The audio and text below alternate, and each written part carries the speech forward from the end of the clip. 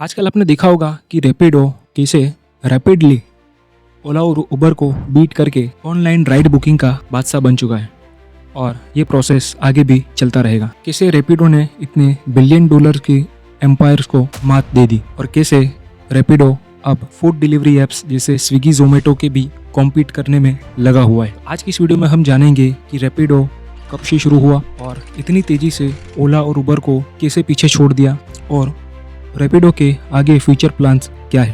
देखो 2015 से लेकर 2022 तक राइड बुकिंग का मतलब था ओला या Uber. Surge pricing, late pickups, unpredictable fares और फ्रस्ट्रेटेड राइड्स, यही था डेली का स्ट्रगल। लेकिन जब सब लोग उन दोनों ऐप के बीच में कंपेयर कर रहे थे, एक थर्ड प्लेयर क्वाइटली सिस्टम तोड़ने की तैयारी कर रहा था। मैं बात कर रहा हूँ रैपिडो। आप भी कभी ना कभी गुजरे हो इस प्रॉब्लम से। राइड एक्सेप्ट करके कैंसिल कर देते हैं, 80 रुपए की राइड का 200 रुपए तक ले लेते हैं और कॉमन आदमी के लिए कॉम्यूट एक स्ट्रेस बन चुका था। और तब रैपिडो आया, बिना शोर मचाए, बिना सेलिब्रिटी के, बस एक रियल सॉल्यूशन के साथ। और आज वही रैपिडो बन गया है इंडिया का असली गेम चेंजर। रैपिडो का जन्म, स्मॉल स्टार्ट बिग विजन। देखो रैपिडो शुरू तो हुआ था बहुत ही एक मिनिमल अमाउंट से। रैपिडो की शुरुआत हुई 2015 में, जब पूरा इंडिया ओला और उबर के बीच उलझा हुआ था। फाउंडर्स अरविंद, ऋषिकेश और पवन ने देखा कि छोटी दूरी के लिए भी लोग घंटे घंटों तक वेस्ट कर देते हैं। ओला उबर या तो बहुत महंगे थे या अवेलेबल ही नहीं थे। देखो जैसे ओला और उबर का जो मेन बिजनेस था वो ओनली मेट्रो सिटीज में ऑपरेट कर रहे थे। और आपको पता होगा शायद कि इंडिया के 90% से ज़्यादा लोग महीने के 25,000 रुपये भी नहीं कमा पाते। तो ये इतनी महंगी राइड्स कैब कैसे बुक कर सकते थे। यानी 80 से 90% जो हमारा इंडिया है, हमारे इंडिया की जो पॉपुलेशन है वो टियर 2 और टियर 3 सिटीज़ में बसती है और उनका इतना बजट नहीं होता कि वो कैब बुक कर सके। तब इन्होंने सोचा क्या बाइक्स को यूज़ करके अफोर्डेबल राइड देना पॉसिबल है। रैपिडो का पहला वर्जन सिर्फ हैदराबाद में लॉन्च हुआ था। देखो रैपिडो हमेशा लगता है कि बहुत ही कम टाइम में बहुत ही ज़्यादा सक्सेस मिल चुकी है रैपिडो को, पर ऐसा नहीं है।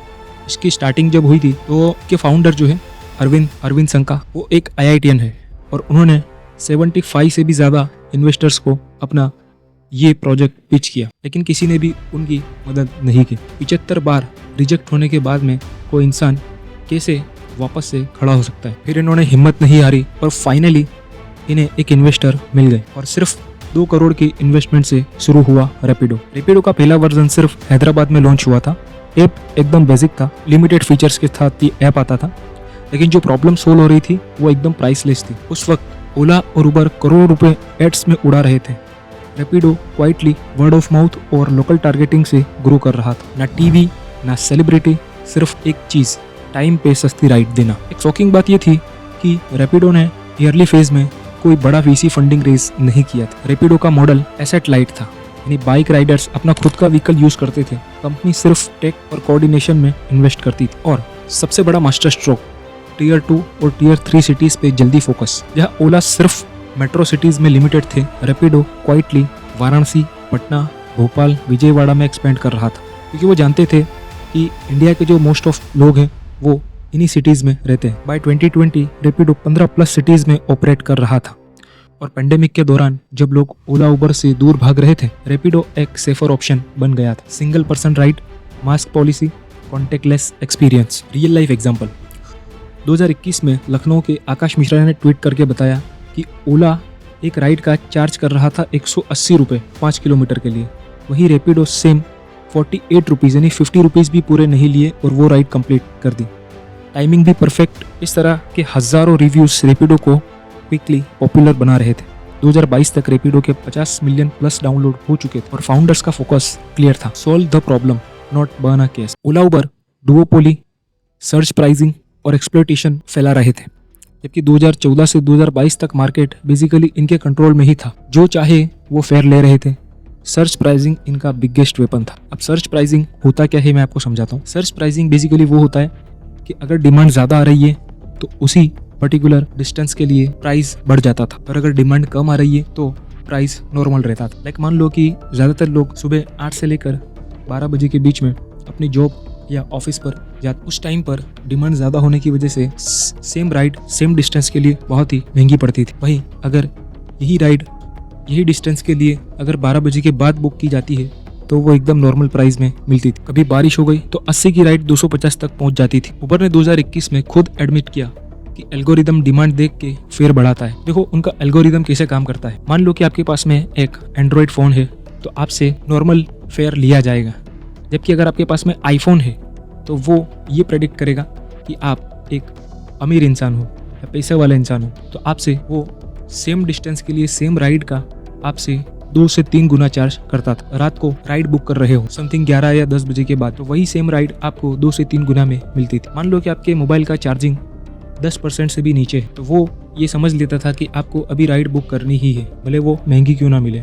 तो वो जानबूझकर अपनी जो राइड है उसका चार्ज आपको बहुत ज़्यादा 2 से 3 गुना बताता था, क्योंकि वो जानता है कि आपके मोबाइल में चार्जिंग खत्म हो चुका है और अभी आप जहाँ पर खड़े हो वहाँ पर कोई दूसरा ट्रांसपोर्ट ऑप्शन मिलना मुश्किल है। तो वो जानबूझकर सेम डिस्टेंस की सेम राइड के लिए 2 से 3 गुना भी चार्ज करता था। इसे कहते हैं एल्गोरिदम। एक शॉकिंग एग्जांपल, 2022 में बेंगलोर के एक यूजर ने 4 किलोमीटर के लिए उबर राइड बुक किया और चार्ज आया 348 रुपये। वो स्क्रीनशॉट इतना वायरल हुआ, ट्विटर पर बॉयकॉट उबर के नारे लगने शुरू हो गए। ड्राइवर्स भी परेशान। ओला उबर 25% तक कमीशन लेते थे। 100 रुपये की राइड में से 25 रुपये कंपनी को सीधा चला जाता था।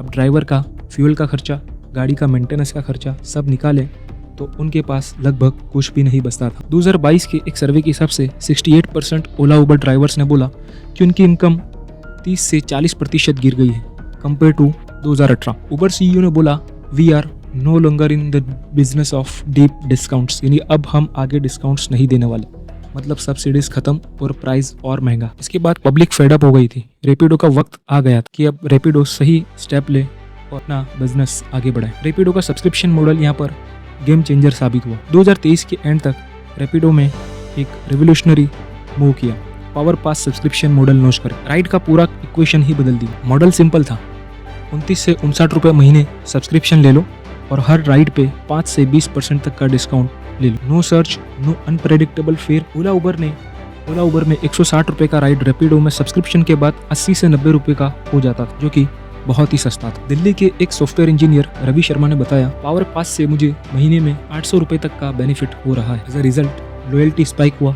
2024 तक रैपिडो का रिपीट यूसेज रेट 75% तक पहुंच गया, जो कि ओला उबर का भी नहीं पहुंच। ओला उबर का भी ऑन एन एवरेज 42 to 48% तक ही रिपीट यूसेज था। यानी रैपिडो से हमें एक बात सीखने को मिलती है कि अगर आप स्टार्टअप के नाम पे सिर्फ वेस्टर्न कंट्रीज से कोई भी आइडिया लेकर आओ और इंडिया पर वैसा के वैसा चेप दो तो आप सक्सेस नहीं होंगे। आपको उसमें कुछ मॉडिफिकेशन करने होंगे, जैसे कि रैपिडो ने किए। रैपिडो ने अपने ऐप को 7 अलग अलग रीजनल लैंग्वेज में लॉन्च किया, इससे यूज़ करने में आसानी हो गई। दूसरा, उन्होंने कंज्यूमर के बिहेवियर को समझा कि इंडिया में टियर 2 और टियर 3 सिटीज़ में सबसे ज़्यादा ऑनलाइन राइड बुकिंग की ज़रूरत पड़ती है, तो उन्होंने सबसे पहले वहीं पर एक्सपेंड किया। बहुत ज़्यादा हेवीली इन्वेस्ट नहीं किया, एकदम मिनिमल इन्वेस्टमेंट में एकदम इफेक्टिव मार्केटिंग की।